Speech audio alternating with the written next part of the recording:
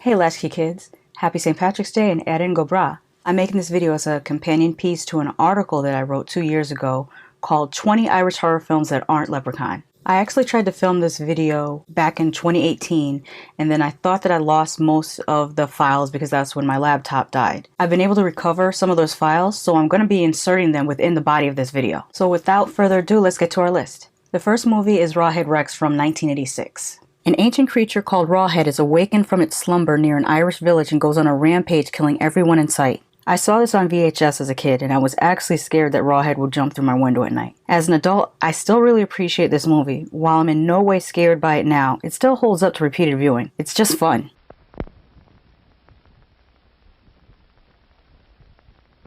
The next movie I recommend is Isolation from 2005. I slept on this movie hard. A friend gave me the DVD of this movie a few years ago and it didn't look so interesting from the cover and the vague synopsis, so I didn't watch it until a year later. I really respect that they didn't spoil anything on a DVD cover. If you like the type of body horror and practical gore effects in Alien and John Carpenter's The Thing, you might dig this one. Erin Go Bragh, or did I say it right? Erin Go Bragh. Erin Go Bragh, or Happy St. Patrick's Day, whichever you prefer. Got my green on, still watching Irish horror movies, and the next one I just watched is called Isolation. I'm just going to give you the synopsis of Isolation. On a remote Irish farm, 5 people become unwilling participants in an experiment that goes nightmarishly wrong. It's right up my alley. The 5 characters are the farmer himself, a veterinarian, a scientist, an Irish traveler, and his girlfriend who've run away from their families, who are kind of squatting on the farmer's land, and a camper. The farmer's cow goes into labor and is having great difficulty delivering, so the farmer has to ask the Irish traveler young man if he could help him with the delivery of the calf. At this point, I was kind of wishing that the dude from Wakewood was there so he can give the cow a C-section. It's funny how I see 2 movies with cows giving birth in them in the same day. Unfortunately, because we're messing with a genetically altered cow and calf, as the description said earlier, things are going to go horrifically wrong. This movie was so tense for me to watch, and I really should not have watched it directly after Citadel. Kind of felt like Willy Wonka. The suspense is killing me. I hope it'll last. This movie was so gross. Especially the mutated creature design, I really approve of that. It was giving me Cronenberg, The Fly, not The Fly, The Fly 2. Remember the dog in The Fly 2? That poor dog that was experimented on in The Fly 2? It was that type of gross. It was unsettling and very organic looking. And what I mean by organic, I mean you really could suspend your disbelief in that you didn't look at it and immediately think of it as a puppet or an animatronic. You looked at it as a creature, which is the goal of every special effects crew. I haven't noticed in the credits that the special effects were done by Bob Keane. And Bob Keane also worked on the Hellraiser movies. Well, at least 3 of them. I don't know in the later ones, but I know the first 3 Hellraiser movies Bob Keane worked on. He also worked on Alien as a modeler.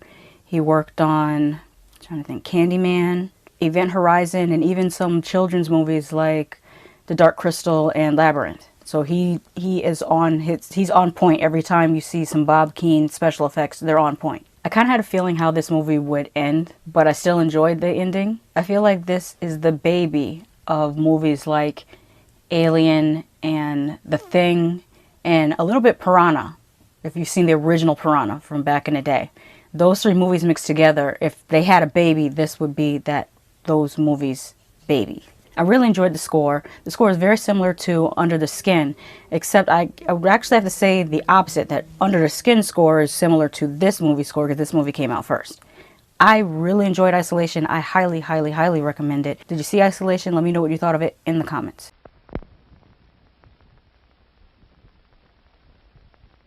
The next movie on our list is Shrooms from 2007. A group of friends are stalked and murdered while looking for mushrooms in the Irish woods. I happened to find this one when I was preparing this list, so I have not watched it yet, but the trailer looks interesting. I most likely will check it out soon.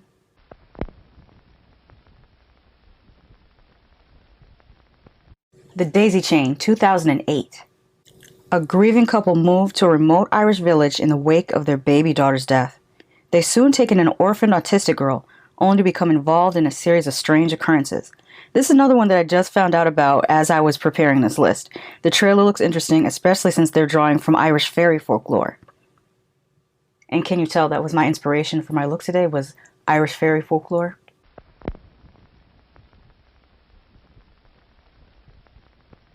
Wakewood, 2009. The parents of a girl who was killed by a savage dog are granted the opportunity to spend 3 days with their deceased daughter.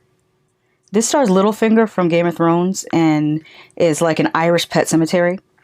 It had mysterious townspeople, a creepy child, and some great practical gore effects. I liked it. The opening sequence introduces us to a family, a father, a mother, and a daughter, and also in the prologue shows us what happens to the daughter. Then we're treated to seeing a cow get a C-section.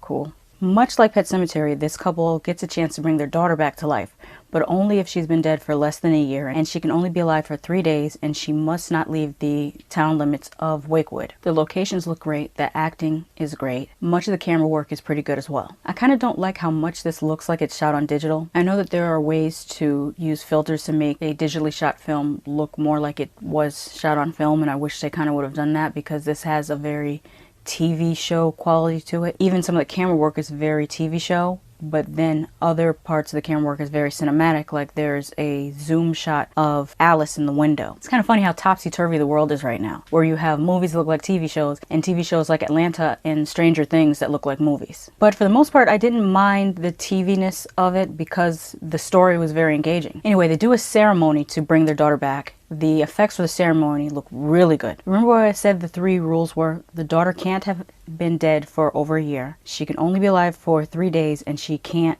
leave the town limits of Wakewood. You just know that they're going to violate 1 or all 3 of those rules. If they didn't, we wouldn't have a movie, would we? This film actually has a very creatively shot sex scene, which I appreciate. Alice turns out to be a proficient little slasher, almost as good as Cage. This is a side note, but I love in Pet Sematary when Cage is like, first I played with Mommy, and then I played with Judd, and now I want to play with you.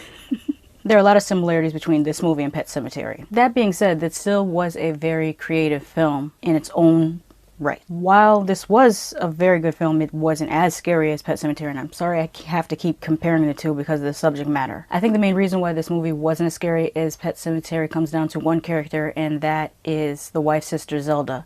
Zelda will haunt my memory, my nightmares, just thinking about her gives me the heebie-jeebies. But all in all, this would make a really good double feature with Pet Sematary, possibly with The Other Side of the Door. If your hopes are not too high, The Other Side of the Door was just so-so. This was much better than The Other Side of the Door, but it has similar subject matter. That's why I paired it with that and with Pet Sematary. But definitely check out Wakewood. It's really good. It has the actor that plays Littlefinger on Game of Thrones. Never remember his name. Sorry about that. I think he was in one of the Maze Runner movies too. I can't remember which one it was because I watched them all back to back, so they're all one big movie in my head. Did you see Wakewood? What did you think of it?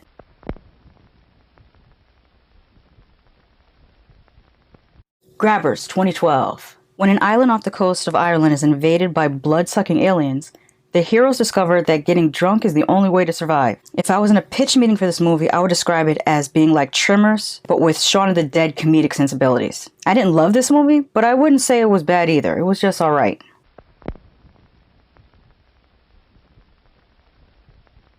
Citadel, 2012. An agoraphobic father teams up with a renegade priest to save his daughter from the clutches of a gang of twisted feral children who committed an act of violence against his family years earlier. Need I say more? And I just got to watch Citadel. When I read that description, thought this sounds interesting. And this movie does not waste time with that opening. Right at the beginning of this movie, the man goes through a horrifically traumatic experience that leaves his wife in a coma, pregnant, and himself suffering from agoraphobia. I really like how this movie is shot, especially the times where they show us things in the background using reflections off of surfaces. This was kind of a difficult film to watch because everything was so desolate and depressing, and you could feel the main character's anxiety and desperation. It's very effective in doing this, and it makes you feel a lot of tension as well. There's very few characters, really only 6. The main character, Tommy, his wife, I don't recall her name, the priest, a hospice nurse, a little blind boy, and Tommy's daughter. That's the only 6 characters, basically. And, of course, the feral children. It's interesting that they're called feral children because it gave me more zombie-like qualities than feral, but, you know, in the description it says feral, so that's what we have to say they are. Interesting thing about these children, they all have the same heather gray hoodie. Don't know why. Because reasons. Tommy reminds me of a cross between Daniel Radcliffe and Elijah Wood in looks and how his facial structure is not his personality at all. He did a really great job portraying an agoraphobic. Parts of the movie he gets to look really, really bad, like really unhinged. And then it's a big contrast when you see him at the very beginning of the movie when he's happy and he's with his wife to towards the middle of the movie when he's in his full stages of mental illness and dealing with that. He did a really good job with that. And then ultimately having to face his fears. The soundtrack was a little loud at times. It was competing with the dialogue, so you have to listen really closely. So hopefully maybe when they re-release the movie they can kind of fix that so that you don't have to strain to hear the dialogue over the soundtrack. The soundtrack for most of the movie was pretty good though. I can't believe I'm so late about Life on this movie. I had heard of it in horror circles and I really slept on this hard. I should have watched this movie years ago. It's very, very good. I don't know why I'm so late about Life, but definitely check out Citadel. It will keep you on edge. I highly recommend it. Have you seen Citadel? What did you think of it? Let me know in the comments.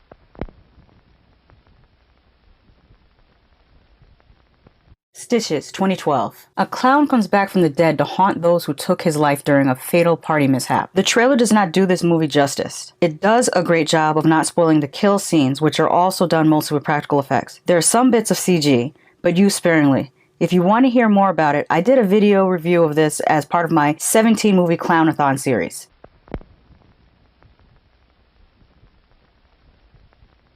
Byzantium, 2012.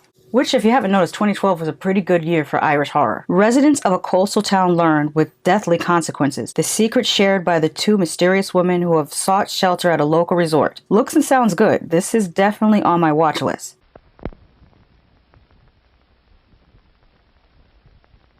Let Us Pray, 2014. Held in a remote police station, a mysterious stranger takes over the minds and souls of everyone inside. This was another one that I remember being just alright. It wasn't bad, but it wasn't super memorable. But this is just my opinion. If the trailer looks good to you, check it out.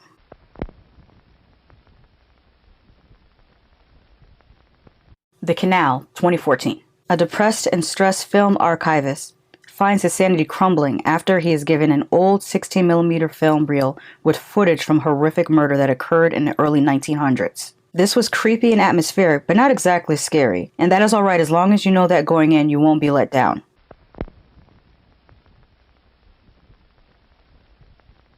From the Dark, 2014. A couple on a trip through the Irish countryside finds themselves haunted by a creature who only attacks at night. This movie is like a love letter to the classic vampire. When I say classic vampire, I don't mean 1980s. I don't mean 1960s. I don't even mean 1940s Bela Lugosi. I mean the OG of vampires. If you're a horror fan, you may already know who that is.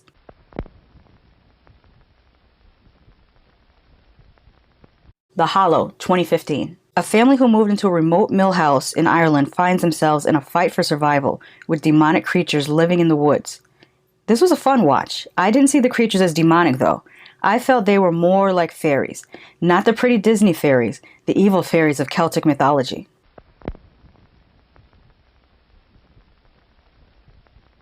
A Dark Song, 2016. A determined young woman and a damaged occultist risk their lives and souls to perform a dangerous ritual that will grant them what they want. This movie is a super slow burn. It builds on itself and has an out there ending. The wildest thing about this movie is that the ritual is a real ancient ritual.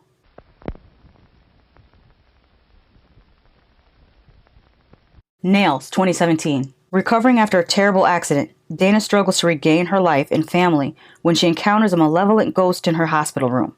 This looks semi-interesting. I wonder how they will fill the time, seeing as this takes place mostly in one room. I'm still probably going to give it a shot.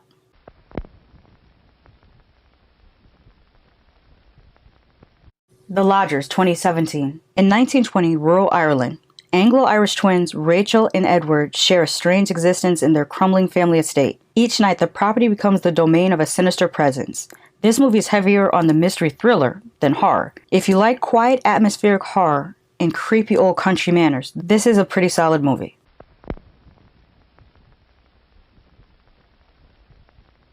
The Cured, 2017. A disease that turns people into zombies has been cured. The once infected zombies are discriminated against by society and their own families, which causes social issues to arise. This leads to militant government interference. This looks cool.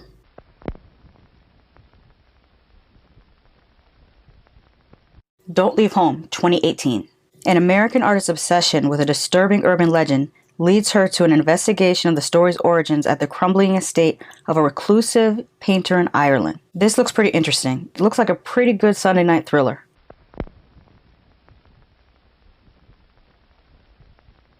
The Devil's Doorway, 2018. In the fall of 1960, Father Thomas Riley and Father John Thornton were sent by the Vatican to investigate a miraculous event in an Irish home for fallen women, only to uncover something much more horrific. This wasn't bad. I really like the Super 8 footage look. I would like to rewatch this in surround sound since the first time I watched it was on my laptop.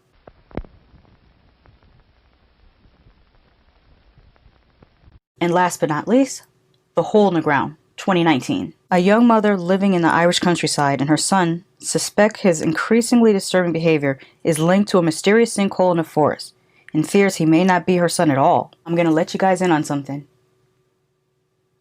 I told a little bit of a fib.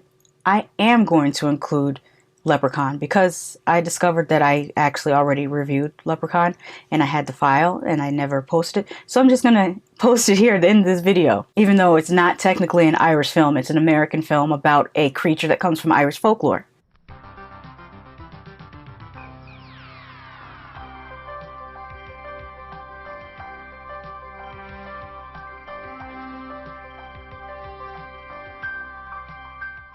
While I'm here being silly, I might as well review Leprechaun. I know it's not technically an Irish film, but it has to do with leprechauns, which come from Irish folklore. So let's get to it. Speaking of Irish folklore, did you know leprechauns are part of the fairy family? They were known to be sea fairies that tried to drown people. And if you know, fairies are not good people. Fairies are evil and they do horrific things. Like I once heard a story about a fairy who cut a man's shadow out of the ground and the man died. That's how fairies are. The most accurate depiction we've seen of fairies so far in movies is in Labyrinth, when a fairy bit the girl on a finger, and she was like, "Ow, it bit me." And Hoggle was like, "Well, what'd you expect it to do? It's a fairy." Anyways, let's talk about one of the most famous type of fairies, which is I started to say Labyrinth, which is a leprechaun. Before today, I hadn't seen Leprechaun since 1993, which is pretty sad. I've seen Leprechaun in the Hood multiple times. I've even seen Leprechaun in space at least twice. I would skip Leprechaun Back to the Hood. It's really not as good as the original Leprechaun in the Hood. And I saw the one where he was in Vegas only one time, just a few years ago. I don't remember part 2, so I'm definitely going to have to rewatch that one. But like I said, I haven't seen the original Leprechaun since it actually came out in 1993. This movie starts with a man who has returned from Ireland with some of the leprechaun's gold that he stole, which of course prompts the leprechaun to come after his ass. He's able to imprison the leprechaun before he falls ill with a stroke. About 10 years later, a new family moves into the house and the leprechaun is still imprisoned in the crate in their basement, unbeknownst to them. And so of course, eventually the leprechaun gets free and he wants his gold, and you know how that goes. The story's interesting enough. The effects were pretty good. I always liked the creature design of the leprechaun, and also the aftermath of the leprechaun's attacks were done very well. One of the best effects is at the end of the movie when the leprechaun meets his sort of demise. I say sort of because we know that there's sequels, so obviously it's not his final demise, but in part 1 we'll say it's his sort of demise. That's just hard. I've been trying to work on cursing less in these videos because I was reminded that kids watch YouTube a lot. Sometimes we as YouTubers don't remember that there are children watching us, and some YouTubers may not care, but I am trying to respect the children, so I'm trying to curb the cursing as much as possible so that children can enjoy these videos as well. And what made me think of this is that Leprechaun is in my opinion, a children's horror movie. Children need horror movies too. Children need an introduction to horror that is semi-safe. When I mean semi-safe, you got to get a little bit scared, or else what's the fun in it? I think this makes a really good children's horror movie because the action in it is steady enough for them not to be bored. It's not too scary for them. And as I said before, it's a good introduction to the horror genre for children. Warwick Davis is really good as the Leprechaun. Initially, he didn't like how the Leprechaun movie turned out, but once he found out that he gained some notoriety and was very popular with people for playing the Leprechaun, he kind of embraced it. I like the gags in the movie. There's a lot of sight gags, like the hand through the telephone gag, which as Nightmare on Elm Street-esque as it was, I still liked it. And there's also a gag with him going through a fence, which is pretty funny and cartoonish. But all in all, this is a classic horror movie, and I definitely am a Leprechaun fan. I get teased about it, but I don't care. Leprechaun he's up there with Freddy Krueger and Jason and Michael Myers. I said what I said, deal with it. Have you seen Leprechaun or the other Leprechaun movies? What do you think of them? Let me know in the comments. I also reviewed the remake, Leprechaun Return, or it's not really a remake, I think it's a sequel. Yeah, it's a sequel.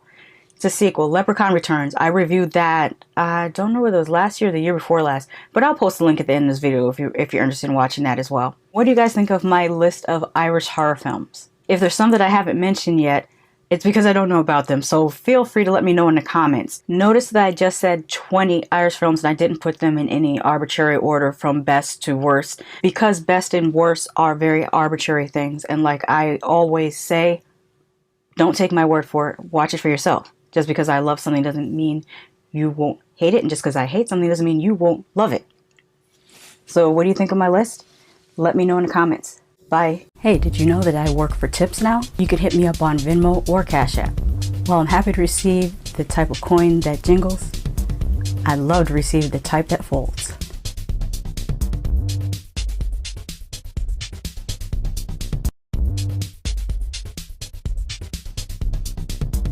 Somebody show these people where the subscribe button is. They don't know what they're doing.